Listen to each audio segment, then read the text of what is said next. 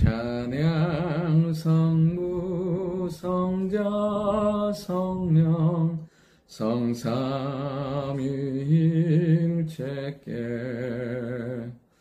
영원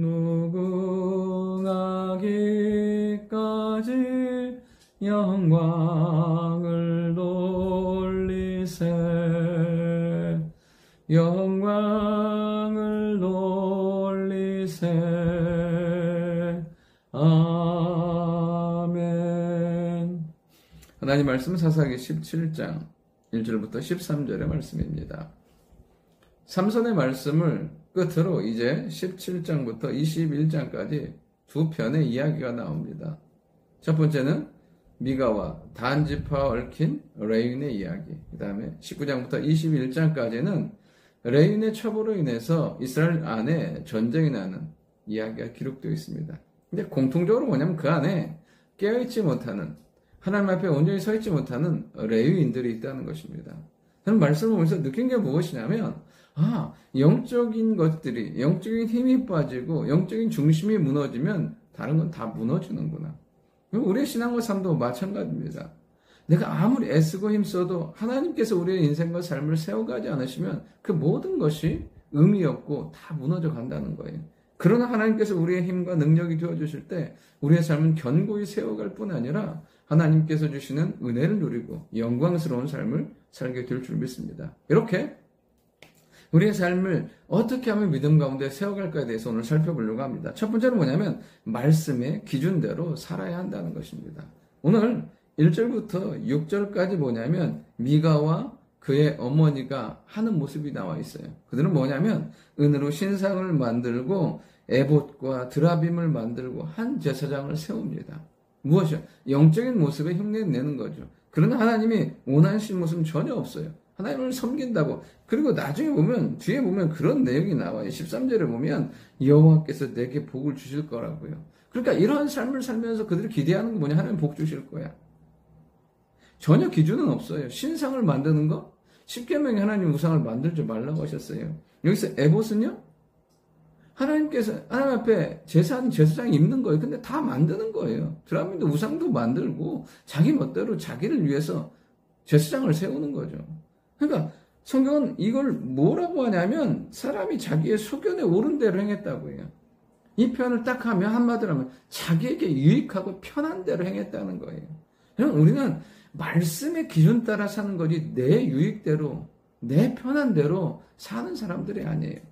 오늘도 우리가 분명히 알아야 될 건 무엇이냐면 말씀의 기준을 붙들면 하나님 그 인생과 삶에 놀라운 은혜와 은총을 베풀어 주세요. 그럼 신명기 28장의 비밀은 무엇입니까? 내가 명령한 말을 듣고 지켜 행하면이에요. 우리는 오늘도 행해야 될 게 뭐냐면 먼저 듣는 존재예요. 그리고 지키는 거예요. 그리고 행할 때 하나님 그 삶을 복되고 은혜의 삶 만들어 주십니다. 여호수아에게도 말씀하신 게 무엇입니까? 좌루나 우루나 치우치지 말라고요. 형통하게 될 것이라고. 내가 내게 명령한 것을 지켜 행하라고요. 오늘도 우리가 해야 될 것은 그 선명한 말씀의 기준을 지키며 나아갈 때 그 가운데 일하시는 하나님, 역사하시는 하나님의 권능 가운데 살게 될 줄 믿습니다. 두 번째는 뭐냐면 신앙의 공동체를 세워가야 한다는 것입니다. 하나님께서는 이스라엘 백성들이 가나안 땅에 들어갈 때 각 지파대로 땅을 분배하시고 그리고 동시에 뭐냐면 각 지파의 레위인들을 다 흩으십니다. 이스라엘 백성들은 성막 중심, 예배 중심의 공동체였어요.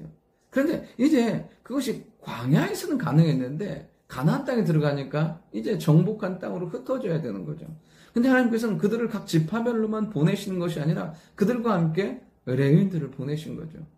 그러면서 어떻게 해요? 그 각 지파는 레위인들에게 11조를 드림으로 하나님의 사명을 감당하며 살 수 있게 하고 레위인은 영적으로 깨어 있어서 말씀의 길을 가르치고 말씀의 도를 가르치고 예배함으로 말미암아 그들이 영적으로 깨어 있도록 그렇게 아름다운 신앙의 공동체를 세워갈 수 있도록 만들어 가셨던 거죠.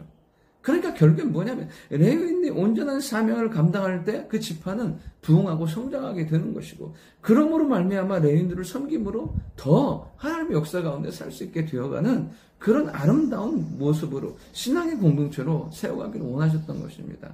그런데 오늘 본문에 보면 레위인이 떠나서 이제 유다 지파 레위인이 떠나서 어디로 가냐면 에브라임 지파로 가요. 이 사람이 누구냐면 모세의 손자 게르소름의 아들인 요나단이에요. 그래도 믿음으로 깨어있다고 하는 유다 지파조차도 레위인을 돌보지 않아요. 그거 돌보지 않는다고 할지라도 그곳에서 믿음으로 어떻게든 살아야 되는데 모세의 손자잖아요. 그 영향력 있는 사람도 그곳을 버리고 떠나버려요. 그럼 결국엔 그렇게 되면 어떻게 되냐면 신앙의 공동체는 무너지고 그 어떠한 선함도 기대할 수 없는, 회복과 능력을 기대할 수 없는 삶이 되는 것을 보게 돼요.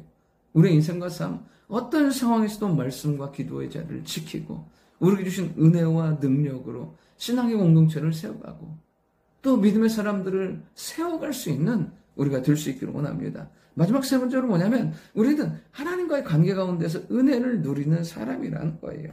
10절부터 13절까지 뭐냐면 이제 그 요나단이 오니까 미가가 그에게 돈을 주고 개인 제사장으로 삼아요. 그러면서 그가 하는 말이 뭐냐면 13절에 오면 미가가 이르되 레위인이 내 제사장이 되었으니 이제 여호와께서 내게 복을 주실 줄 아노라 하니라.